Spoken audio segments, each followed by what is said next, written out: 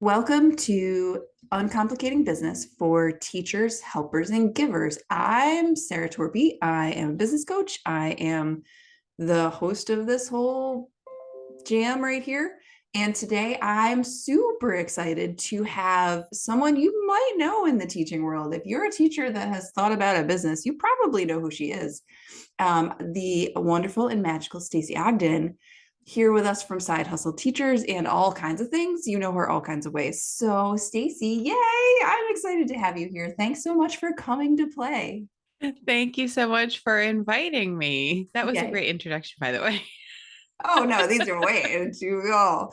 So first, before we jump in and talk about all the things, tell people where in the world you are right this like where you are and also where they're gonna find you right out of the bat. Sure. So if you are looking for me and you're not in the Western Connecticut region, um, you can find me. I'm at sidehustleteachers.com, or my course is teacherblogacademy.com. My favorite place in the world to hang out is in my Facebook group of almost 12,000 other side hustling teachers. And you can literally just search for side hustle teachers on Facebook, and that's me. Yeah. Oh, it's just pretty amazing. It's one of the groups I know, and I know people are like, hey, have you ever been? And then I'm like, yeah, I have. We've all found it, friend. We have. But it's great, which is why it's as big as it is. So we are going to talk business things today. We are going to talk about the things we have learned. We are going to talk about the things we wish we had learned sooner. So talk to me about the very beginning. Talk to me about why you decided, and you are still teaching, like different from me Mhm. in that, like for me, the teaching part is the side hustle. Like I have it reversed where business is my primary, teaching is my sort of side secret project. Mhm. You are in the reverse. You're still in a school building the vast majority of your time. Mhm. Um, Talk to me about how and why you came to the like, I'm gonna do this other thing. So, I have a daughter, she's 11, and when I she was she didn't make things easy when she first came. She was 2 months early and spent 54 days in the NICU and the whole 9 yards. So, when I ended up going back to work, she was about 7 months old and I resented it. I didn't want to be there. I saw a lot of things happening in education that I didn't agree with, and it was not a good place for me to be. So I actually started looking for a side hustle as a way out of teaching. Like I wanted out. And so as I started looking, I was presented an opportunity to join a direct sales company. And I just jumped at it because that's what you do when you're desperate. Um, and it was a colossal failure. I mean, it was a failure of epic proportions. And as I went through the process, I was trying to do one last ditch effort to make my side hustle work. And I started a blog to help promote my business. And I discovered pretty quickly that I loved the blog, but I still hated the business. So I decided, all right, let's drop this business part of it and let's focus on the blog. Let's make that my business. But what I realized as I was going through it and I was learning about blogging and I was starting to see income, my first month I made $2.11 and it was spectacular. Well, and it was like the best $2.11 It of your is. entire life. Still Like to I this remember day, that it's first the payment and best. being like, holy tacos, look at this. Somebody bought this. Holy God. Yes, exactly. I was so excited. I did a happy dance. I was like, oh my God, I made money this month. My husband's like, how much? I'm like, $2.11.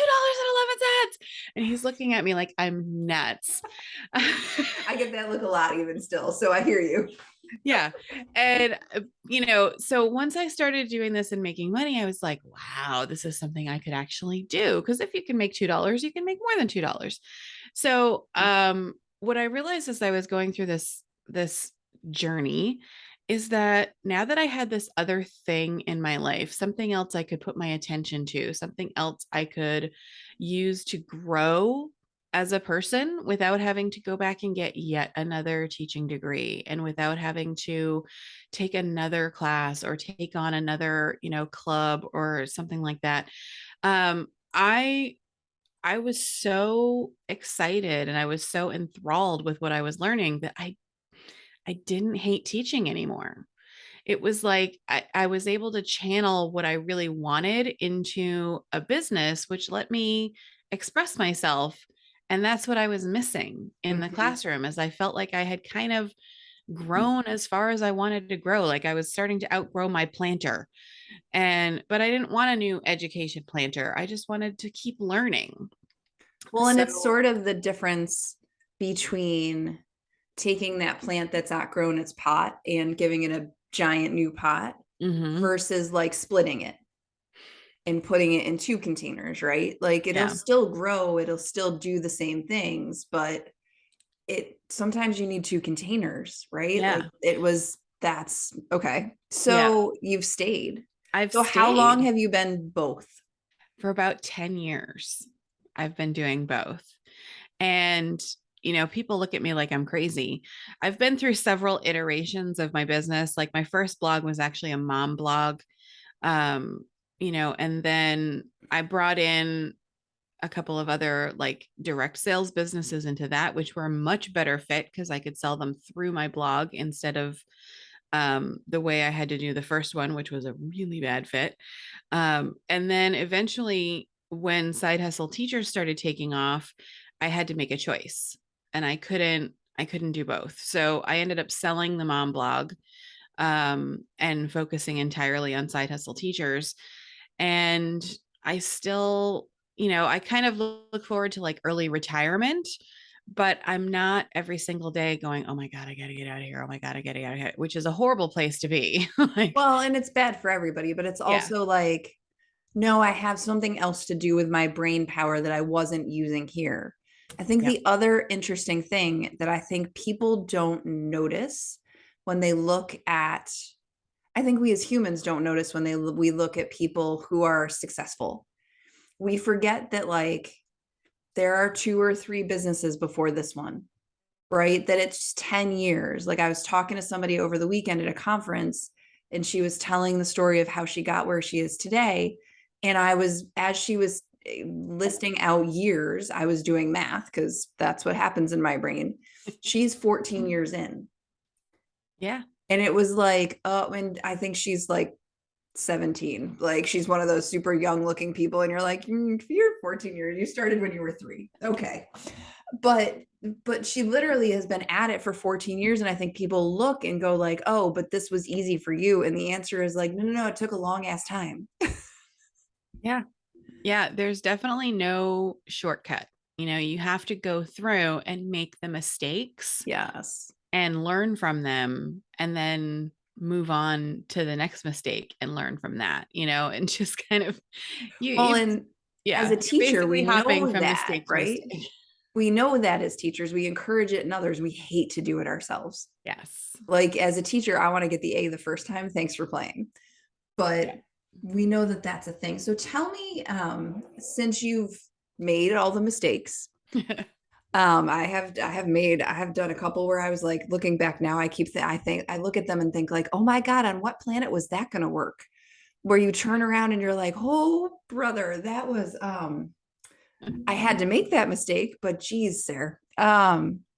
So what are the things, you know, that you figured, what are a couple things that you think you figured out along the way making those mistakes that you like if somebody could hear it and potentially maybe not make it as deeply right? Like I don't think we can prevent people from making the mistakes, but maybe I can shorten the path through it, right? Right. That's what I think for people. So like what are a couple of things where you're like, maybe you'll still make this mistake but maybe you won't make it 5 times like I did kind of things. Maybe you won't bang your head into it 12 times. I'm not saying I do that at all the time, but whatever. I know. It's like you're taking a walk and you keep tripping over the same damn rock in the path. And you're like, I gotta go walk back there and oh, there's my rock. Like, it's great, Exactly. isn't it? Where you're like, oh my God, I just did that again. Okay, Yeah. cool. So what are Yeah. some of those things for you? So the very first one, the very first mistake I made, and it took a long time to either see this as a mistake and then fix it, Mm. is staying too long in a business that was not a good fit for me, because other people were having success with it. So I am an introvert, like a hardcore introvert. Like if I could live in a cocoon, I would probably do that. So for me, that first business was one that required me to go out and talk to people and go to networking events Oh, and, go to classes. And even just saying those things right now, I'm like, ugh, why would I do that to myself? Because I thought that was the way to do it. And the truth is there's no one way to do it. You can build a business that suits your life and personality just the way you want it to. But I think a lot of us don't understand that. Like we maybe we've heard it intellectually, but we don't understand it like really in our gut until we actually have a wrong fit business and we're like, okay, how did I get here? well, and I think that's exactly it. There is such a thing as a wrong fit. When I think internally, what we do is we look at it as something's wrong with me. Yes. It's like putting on a pair of shoes that are two sizes too big and being mad at your feet, right? Like it's like my feet are wrong. No, no, no, those are the wrong size shoes. Like this is not a good fit for you. I Yeah. think that that's a different thing. It doesn't always occur to us that like it's the fit, not the human. Right. And that's really hard, right? Like it's not Yeah.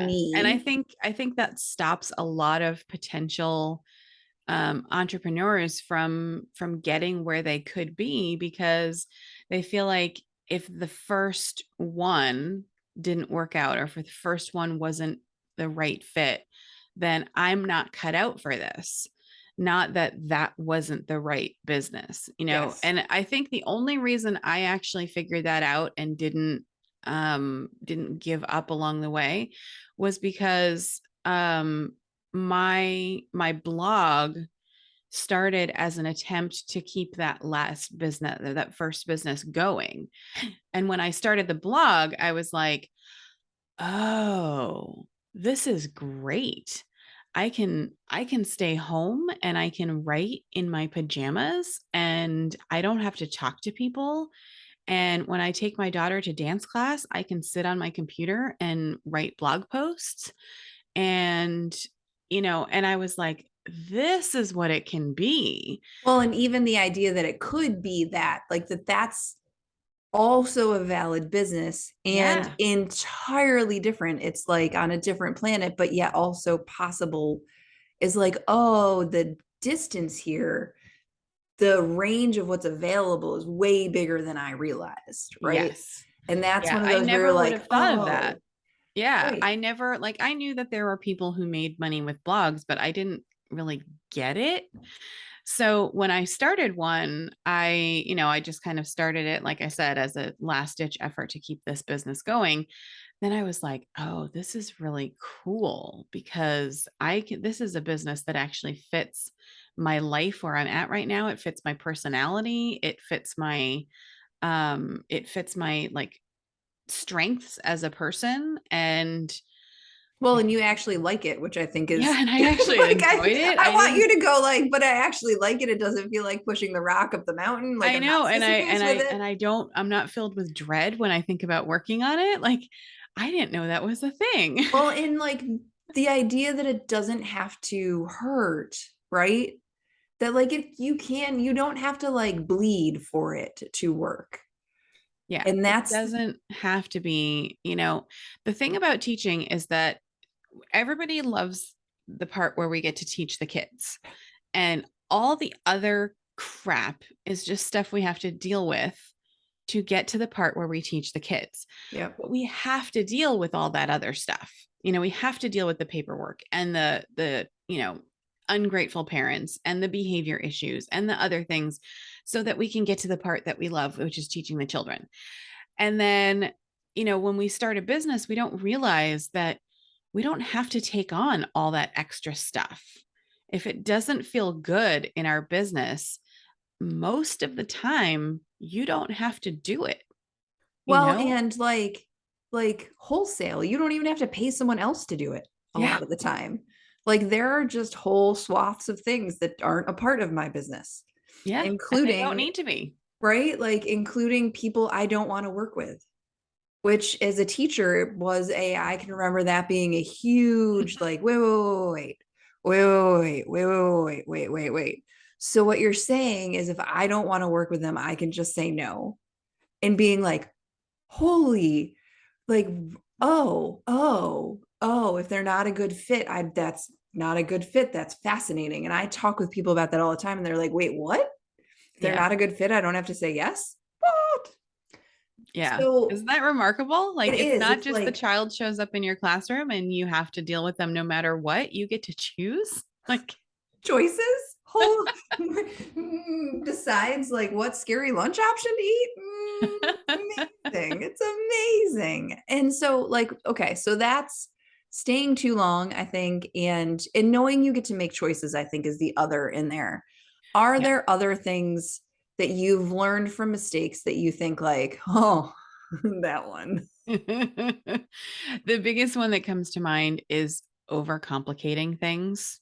girl? We once you get into the world of entrepreneurship, everybody has these cool ideas that you can do and tools that you can use and systems that you can use. And once you get into this world and you start reading about this stuff, you're like, oh, that sounds really amazing. I should do that. This guy's on TikTok and did a thing and I should do that and blah, blah, blah. And when really the simpler you can keep your business, especially, especially if you're still in the classroom, um, the better. All of the shiny things, all of the new tools are great. And if there's something that helps you do something that you need to do more efficiently, then absolutely. But a lot of the time, and I've done this many, many, many times myself, is that we get this idea of, oh, I'm going to add this in, but it's going to be simple because I've got this tool. But first, you have to learn the tool, and then you have to do all the stuff to get everything into the tool, and then you have to maintain all that stuff to keep it like it's never simple. So, keep things as streamlined as possible because the more you add to your business, it's like adding features to your washing machine. Like if you start to get one of those fancy pants washing machines, then all of a sudden one little button breaks and all of your stuff comes out pink. Like, and you Well, just, it really just throws a wrench in the works and you're like, why is this so hard now? Well, it's because over the last 6 months you kept anding, yes. and you ended up at a spot where you can't juggle everything. You can't maintain it because it's just too much. And now you have to pare back. Well, and So I think it's also the like, see, in the fancy pants washing machine, the thing that makes me think of is like, I have a fancy pants microwave and I use like three buttons. Like, my husband can use like two, and I have like, I can defrost. And that's like the added value that I bring to the equation. But like, I don't use 75% of what that is. So if it's a tool I'm going to buy and use 25% of, why am I buying it when I could just make a Google spreadsheet out of it? yeah. Like I have a couple of friends that are what I refer to as tool monsters, where it's like, I saw this thing on AppSumo. I think you need it. And I'm like, I like aggressively don't, because Mm. I did that in my first business. I bought all the things. I bought all the things. And then Oh, I came into this one where if somebody says to me, you need to buy this tool, I make them explain me 17 reasons why. Like I am aggressively against buying basically anything tool related unless I really have to, because I don't want the complication. So it's really like I have overcompensated there for sure. But at the same time, it's like, can I do it in a spreadsheet? Yeah. Yeah. Or do I need to do it at all? Is this something that I need to do, or am I being seduced because someone else is doing it and I feel the need to either keep up, Yes. or maybe that self-doubt is creeping in that Yep. I'm not good enough because I'm not on TikTok, which, by the way, I'm not on TikTok because all my students are on TikTok and just no. See, and like Yeah. that's how I feel about Instagram. So I don't Instagram, but I TikTok because I think it's fun. But it's fun for me. Yeah. Like it's fun for me to just I like little videos. So I can do that there and I can be happy and I don't give a crap if anybody actually watches them, to be quite honest. Right. But like it's mine. It's my thing to play with, and that's Yeah. fine. So the other thing I think is interesting. I wonder if you have a tool that drives you craziest when people are like, oh, you know what you need? For me, it is CRMs. When people Mm, are like, I think you need, I'm going to buy this CRM, it drives me bananas because for the most part, I find the reason they're buying it is to solve six problems they don't have yet. right. If you're buying something to solve a problem you don't have yet, you don't need to buy it yet. Yeah. Like that one makes me crazy. Do you have Yeah, one I that have makes you tripped over crazy? that particular rock a couple of times. Um, in fact, one time I brought my husband with me. I bought one for his business. Oh, that's amazing. And Yeah, he was like, I made someone else trip over the rock too. Yeah, I here. would definitely say CRMs are one of those sticky wickets that they feel like they can do so many things, but do you need to do those things is the question. And do you have any, do you need it now? Yeah. And do you need it at all? Even if you think you need it now, do you need it now? Yeah. Or are you just being seduced by fancy marketing? Well, and is it seduced and also afraid?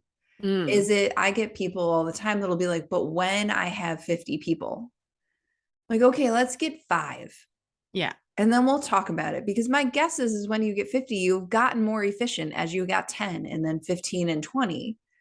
And when we get to 50, you'll be like, oh, I know how to do this. Oh, okay. yeah, It's just afraid of volume, and that's okay. But we don't yeah, need a tool to fix a fear that isn't real yet, friends.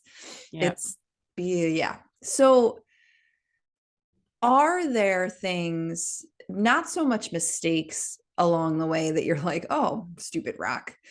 Um, are there things where you were like, oh, light bulb kinds of moments where you are like, that.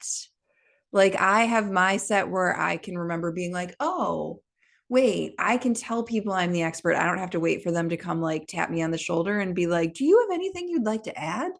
That was like a, oh crap. Oh, okay. What I have is valuable and I'm in charge of that. Do you have things like that where you're like, oh, this was a light bulb? Are there, and sorry, I still, even on podcasts, I have to talk with I my know hands I like do a the same thing. wackadoo, I have to take my Fitbit off when I'm talking or else because you get otherwise it credit. slams That's into my fun. desk. So don't See, worry. see, and I would take that credit. I'd be over here like waving my arms like a lunatic. So yeah, I absolutely do. The first one was the your business doesn't have to feel crappy. That Mm, was, the first one, which we've already talked about. The other one that I would say comes up a lot is you don't need another certification or another course. girl. Um, you know, Teachers especially, I think, fall victim to this because we're natural learners, for one thing, and also because we are the people who feel like we can't start until it's perfect. And it can't be perfect until we have taken that course or we have that extra certification. And I see it not just in my group, but in like the groups for teachers who want to get out of teaching. And they're like, what degree can I get that will help me get out of teaching? I'm like, you can get a degree away from your computer and and just start sending out Five, it's resumes. actually 5 degrees. You just turn your Yeah. chair slightly so that you get out from behind your desk. Yeah. So just move away from the ads for, Southern New Hampshire University and start thinking about what you want to do and start sending out resumes. Like don't be concerned that you need to take another course or get another degree or earn a certification in something, because what you have is enough. And that moment of like, what I have is enough was like, OMG. Like Yes. I can do this without having to. I don't need to go get, I actually thought about going to get my MBA at one point, and I'm like, okay, so then we're looking at like several tens of thousands of dollars, a tremendous amount of time, which would take away from my business, my family, and my school life. And because it's not a school related thing, they would not pay for any of it. And why? What would it actually earn me? And I took that moment back and I'm like, oh, maybe I don't need that, because maybe what I know is enough. And what I don't know, I can Google. Well, and it's that like, I think as teachers, we started careers and somebody said, do you have the piece of paper? And we said, yes, I have the piece of paper. And then they said, okay, come on in. Right. It was like the gatekeeper. And we are used to it, since we don't know any different. We think everything has a gatekeeper, but y'all, in entrepreneurship, they don't give a crap. And that's both a blessing and a curse. Mm-hmm. But at the same time, it's like, you've 20 years, people will come to me in coaching and say, I was a teacher for 20 years and now I'm going to start a business and I have to start from scratch. And I always look at them, I'm like, oh, girl, you are not new at anything. You're not. We're not. You're going to take 20 years worth of amazing things and just pick them up and move them across the room into this new apartment you're building. Like, we are Mm-hmm. literally just taking our prior knowledge and using it. And no piece of paper is required to switch the location. Yeah. And that's, even every now and then I am like, oh, I'll see somebody get certified in something and I'll be like, oh, what am I doing? Yeah. I've gotten really quick where I'm like, oh, that would be, whoa. Yeah. Like, It's like, whoa. yeah, maybe I need a life coach certificate. No, no, I don't. No, No. no. Yeah. Or like, I have a friend who does certifications through, I think she does them with Martha Beck or somebody else, and she's done a couple, and like, she's learned a lot. They've been great. And also, I don't like, okay, they aren't, but they're for her. So it is one thing to learn for yourself, I think. Yes. It is entirely another one to learn because you're insecure. Mm. And that's very different. If you're going to get the certification because you're insecure in what you're doing next, you're just going to be insecure. Like, we're unsure as we do the thing. There is no guarantee. You're going to have to be unsure as you do it, even with the certification. That's not going Yep. to fix it. Yeah. I mean, think about the first time you stepped into a classroom. You were fully certified, you had all the degrees, you had the piece of paper and made it past the gatekeeper. And it was still a terrifying experience because you were completely uncertain about what was going to happen and whether those children were going to take you seriously or they were going to Lord of the Flies in your classroom and just completely revolt, So Yep. there's always the uncertainty, but the other thing that I would say is that light bulb moment is that again, I've had to get hit over the head with this light bulb several times, is that action brings clarity. Mm. So if you don't know what to do, if you're not sure whether you want to take path A or path B, pick a path and try it. And if that's not the right path, then go back and take the other one, because there we tend to get so paralyzed by there's a right way and a wrong way, that we don't do anything. And if you don't take action, you'll never know which is the right one, because you can sit there and hem and haw and look at both paths. And this one is curvy and windy, and this one over here overlooks a scenic cliff. But which one do you take? You don't know until you actually start to take those steps. Well, and you can't think your way to it. No, you can't. Like, I have plenty of people in my world who try to think their way to the answer. And I listen, I would love for that to be the answer. I really would. And the way you think about things plays a piece. Like, there is a mindset component and all that. It's fine, but you can't think your way to clarity. No. You like literally can't. You Yeah. have to have it come out of your mouth into the world of people again and again and again. And then it gets better. And in between, sometimes you are going to be like, oh my God, I sounded like an idiot. That's okay. Because even Yeah. when you think you're at your most clear, I have been super clear sometimes and stood in a room and had 5 people be like, oh, I totally get it. And 5 people be like, what? At Did the she same speak English? time. I know. Right. So, like, there's always going to be people who get it right away. And there's always going to be people just like in a classroom who look at you like you've got 14 heads, no matter what you do. That's Yep. going to be the case, but you still have to do the thing. Yep. And it's the only way to get to, the quote unquote right answer. It's only the only way that you're going to get to the right path is to just take a couple steps and see what happens. Yep. Should I maybe wandered a little too far down my wrong path at first, but it's still, even after spending time and money and energy and, soul crushing, wrong fitness down this one Extrovertedness. path for way too long, I still was able to get to the right path. So there's no, and I wouldn't have gotten there if I hadn't gone down the wrong one. So sometimes it's not, there's no direct path to where you need to go. Sometimes you have to go down. You have to pick one that's okay for right now, Yeah. and then the right path appears. But you'll never get there unless you start going. Well, and I think you have to learn the lessons you learned there. Like my second business doesn't do what it does unless the first business I did a bunch of things, right? Like there just is no replacement for that. And I think logically we know that, but emotionally we're like, that sounds great for you. And also, no, thank you.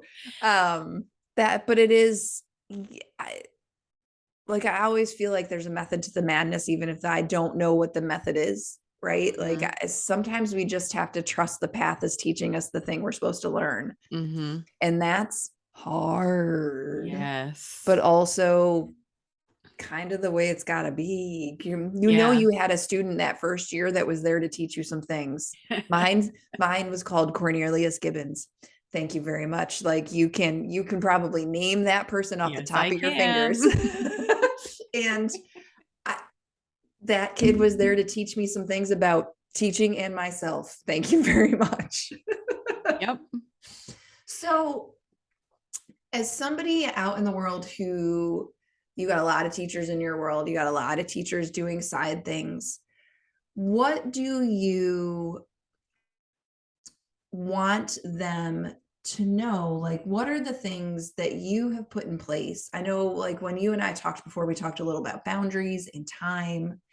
What are the things you want them to walk away with if they listen to this, where you're like, hey, here's some things that, like, from me to you that are things to consider.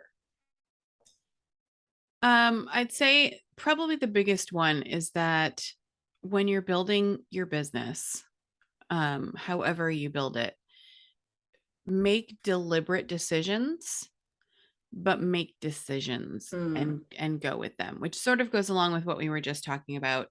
Um, you know, if you're trying to decide what business to start, which is, where a lot of people get stuck. What business should I start? What should I do first? Just, there are really three questions to ask yourself. What are you good at? What do you love doing? And what is there a need for in the world? And if the thing that you want to do fills that, then give it a try and see what happens. And do it without attachment to the outcome. mm. Just it's an experiment. Science. It is. It's all science. It's It all like, I'm is. going to throw these things in a pot and see what happens. I Exactly. mean, And have you ever cooked like that? Sometimes it's great. And sometimes you're like, and we're eating out tonight. yes. And and if you take it all with that sort of mindset of an adventurer, that something is going to Mm, happen, we're not entirely sure what, but let's just go for it and see what happens, then that's the best way to actually figure out where you're supposed to be. Um, Well, and I think what's interesting is one of the things I tell clients all the time is nothing is more detrimental to confidence than indecision. mm, Nothing is going to hurt you more than not deciding. Like truly, you want your confidence to spiral into a black hole? Don't decide. Like this right. is the way to do it. The decision, as much as you're like, but it's not the right one. The decision is going to build you up no matter what it is. Yeah. Yeah. And, like we said, there's no progress without action. So, and honestly, not making a decision is still making a decision. You're just making a decision to stay where you are and keep things exactly as they are, which, if you're coming to a group like Side Hustle Teachers, or you're coming to a coach, or you're taking a course, means that you already saw something that you want to change. Yep. And to not decide, you are deciding to stay where you are, which Mm-hmm. is already counter to what you've said you want. So, you know, building that business, making conscious decisions, and just having Doing the mindset of a student again, which is a really willing student, though. I a think willing student. Yes. I think that not the one that sits in the back of your Don't be classroom that and kid. gives you don't be that kid that gives you the look that's like the over my dead body lady, like that. You're not that student, you're like the eager student. Be that student Yeah. that's like willing to try the things. Very Yeah. different. Yeah. And then when you make mistakes, don't think of them as mistakes. Think of them as a learning opportunity. The old adage about Edison, 1,000 different light bulbs before he came up with the right one. The same thing is true though. We are so rough on ourselves as teachers when it comes to making mistakes that something happens and it's all of a sudden this sign from the universe that we shouldn't be doing this. We're not cut out for it, when really it's just a mistake, Mm-hmm. And how would we talk to our students who make a mistake when they're learning how to, diagram sentences? I don't know if they do that anymore. Or when they're learning the quadratic equation, or, what would happen if, we talk to our students the way we talk to ourselves about mistakes. So when I say take on the role of a student again, it's almost like you have to say, I'm putting my student cap on because I'm doing something new, and I'm going to talk to myself how I would talk to my students. And it's a conscious decision. Say, I'm going to talk to myself. I am no longer adult Stacey. I am now student Stacey. I am Yes. learning. I am trying something new. And I need to be my best teacher, where I can examine things that go wrong and I can say, maybe I didn't need to make that 45 unit something or other without asking anybody if they wanted it. Like, Well, and I think I had a coach at one point who used to talk about like I was picture it in my head like she had a towel and it was wet and her mistake made the towel wet and she would wring as much out of it as she could, like, and it would be like dollars falling to the floor. She used to try to get $1,000 worth of value out of every mistake. And there is something in that picture for me about mhm, like I'm gonna make the mistake is coming, but after I do it I am going to pick it apart and learn all the things and get all of the gook out of it that I can then take and walk away with so I don't have to do this one again, right? mhm, So I can check it off the list because there's a finite number of ways to fail.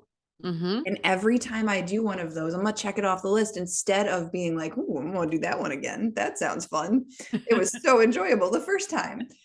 So, like, in the idea that you can look at it like that as a learner and just like wring the learning out of it and be like, what am I getting here? Because I am going to take all of this. And it's like, I'm not doing this again. I might, but I'm going to get as much from it as I can. Mhm. Yep. And honestly, if you didn't make those mistakes, think of all the things you didn't learn. you Yes. know? So, just like we say to our students, mistakes happen. It's our recovery that matters. So, let's think about what we can get out of this mistake. What can we learn from it? How can we move past it? And how can we use this mistake to do better? And Mm-hmm. if we hadn't made this mistake, we wouldn't be able to do better. We would Yep. just be continuing on, kind of vanilla in the middle, beige. It's the my husband refers to one of our dogs who is they told us would be giant, turned out to be like 50 pounds. She's like our small medium. He refers to her as schmedium. So it's like a schmedium business. Like, is that the goal? Probably not. You don't Yeah. want to live in schmedium land. No.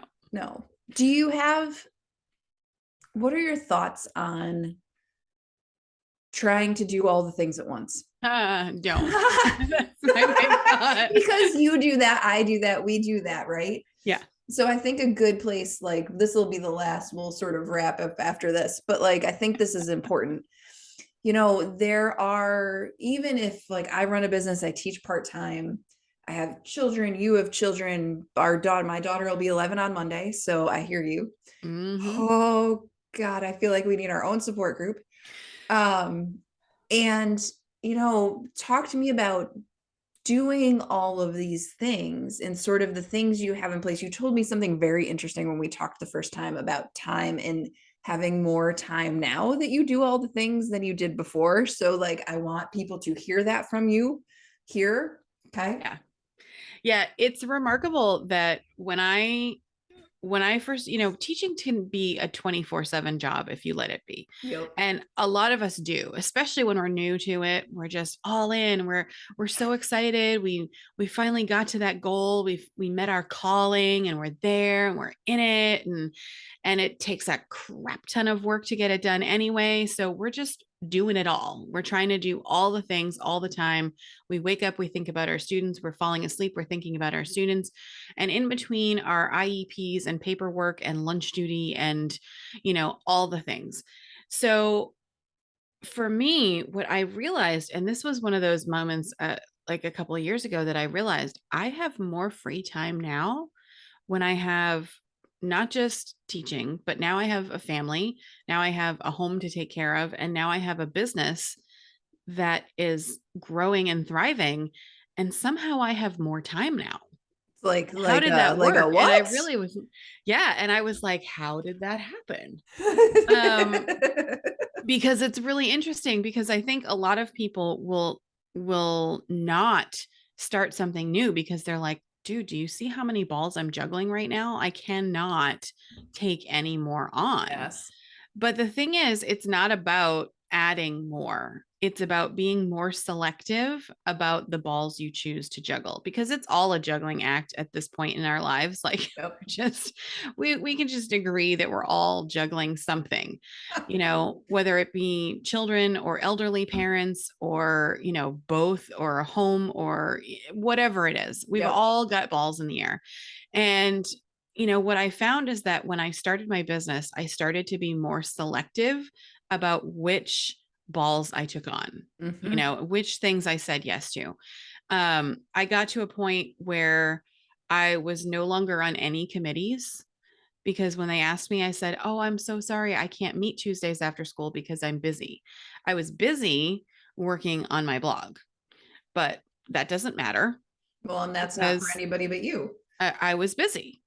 I don't chaperone school dances anymore because my Friday nights are for my family. And all the things that keep coming up, all of those things that we're asked to do above and beyond that don't need to be done. In fact, a lot of the teaching tasks that we don't need to do, like I do not have spectacular bulletin boards in my classroom. I don't. I don't look at Pinterest anymore for, classroom ideas or treats I can give my kids or anything like that because I don't have time to do it. And if I did have time, that's not how I want to spend it. So, you know, really being deliberate about the things that need to be done that are going to bring you joy if they don't need to be done and Yes. then and selecting things. So I started to back away from things that didn't need to be done. Like I don't need to be the one on the committee. I don't need to be the one coming in over the summer to help with the schedule. I don't need to be the one who's chaperoning the after school club. It doesn't have to be me. And when we spread the wealth around, it's a little bit easier for everybody. So when I started saying no to those things, it gets addictive. Like the Yes. process of saying no and being like, no, I don't think that fits my schedule. Yes. And then you're That is like, not, "Oof." yeah, that's not a Yeah. priority of mine. It's not going to move me closer to my goals. So I'm going to have to decline. Is so like you get a rush from it. Well, and it's A, powerful, and B, like, you're like, oh, wait, I had these choices all along. Mm-hmm. And like I have a friend who is always like, well, you're pretty protective of your time. Well, yeah, that's my job. Yeah. I'm protected of my time. I'm protective of my kids' time. I'm protective of my family time. I'm protected of my work time. And Mm-hmm. like, if I'm going to choose it, great. And no one, because I think as you're talking about committees and all of those things, I think it also applies in momland, Absolutely. right? Because like, it'll be like, come to this ice cream social at noon on Tuesday. And you're like, like, could I feasibly do all of those things? Absolutely. Mm-hmm. Is that no? Yeah. Like the PTO meetings. I'm sorry, but that's not how I'm spending my time. Like I'm volunteering at my daughter's school for an event, which Yes, is a like I do smaller one a year event. or two. Yeah. Yep. So that's one thing. And that's because I want to Yes. go to school. I want to see her at school in that environment. I want to meet some of her friends because she doesn't do school sports. So this is my opportunity to see her with her friends. Yes. She's very worried about me embarrassing her, but I promise I will not. But I get to make those choices about how I spend my time and what priorities I place on things. So the same thing is true when it comes to her schedule. Like we're very consciously not over scheduling her because I know kids, I have them in my classes who are like, oh, well, I can't stay for this and I can't make the concert because on this day I have this and on this day on this and Yeah. this. I'm like, oh my God, when do you sleep? Right. Like, when do you do your homework? When do you just chill with your friends? And she's like, in class. No. Well, and you're Oh, like, I'm no. sorry. Well, and I think, Yeah, but that's part of the problem. there's this intentionality around time that the more intentional you become, like that we do have more choices than we realize, but the more I have found that too, the more intentional I have become, like I pretty much am at a point in my I run a business. I run two businesses actually. I'm teaching two courses right now. My children play sports, just saying, all the sports. And, husband, house, dogs. I don't work on weekends. And Hmm. most of the time, I don't work at night. And I haven't in a while, like maybe one night a week. And nothing goes by the wayside. Nothing is missing. Nothing is dropped. For me, I think for you, it might have happened a little earlier, but for me, it was pandemic learning. Mm, And all of a sudden, like I could just survive. And weirdly, everything got easier. I was like, oh crap, all these things that I'm not doing anymore that don't seem to have made any difference that I put down. Let me just never pick them back up. Holy cow. yeah. Yeah. And And I actively seek out ways to make my life easier. yes, What don't I have to do today is yes, actually a question I ask myself a lot. Things like grading all the papers that land on my desk. I don't need to grade them. If I can glance through it and see that the kids have gotten the concept, they don't need a score on it because they've got the concept. We can move on. You yes, know, the the act of um, over planning every single thing, I don't do that anymore. And I nope. understand that some people don't have that luxury because they have a principal who's micromanaging or whatever. But there are things that we do as teachers that we've been told are must do's that are just simply not. Well, but I think same in life. Like I was at a conference last week and I had a friend who was also going on. I got there Wednesday. She called me Tuesday and she was like, so what's your plan for all your meals? And I was like, she was like, who are you doing? Who are you seeing when and where? And I was like, I figure I'll plan all that when I just get, I didn't give it, I hadn't given it any brain space and I wasn't Mhm. going to. And you know what happened? I saw all the people I meant to, I had meals with the people I loved and it all worked out. Yeah. Like magic. This, so this is, thank you. This is amazing. I'm happy to have you here. This is lovely. makes my day. Tell me first, remind people where they could come find you.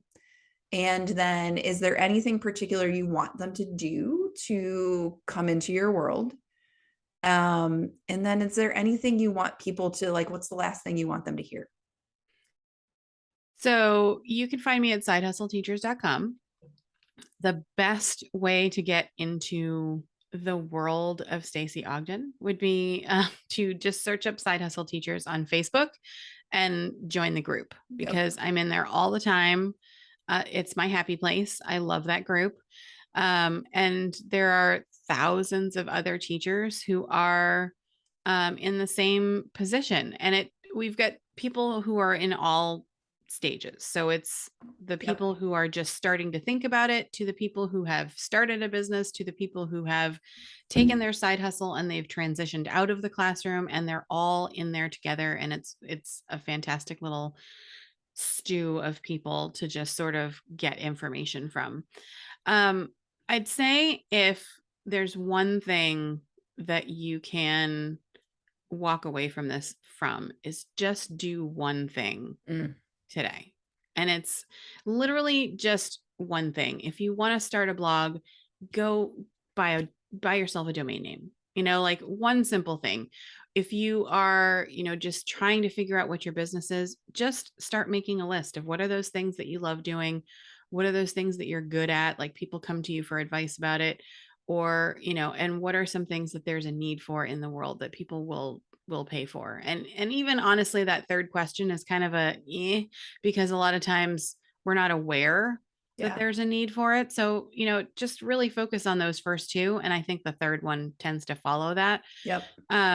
But yeah, just do something to move yourself forward today and think about what it is you want, and just say, okay, what's the first baby step I can take to get me there? Because the sitting and thinking about it is not going to get you there.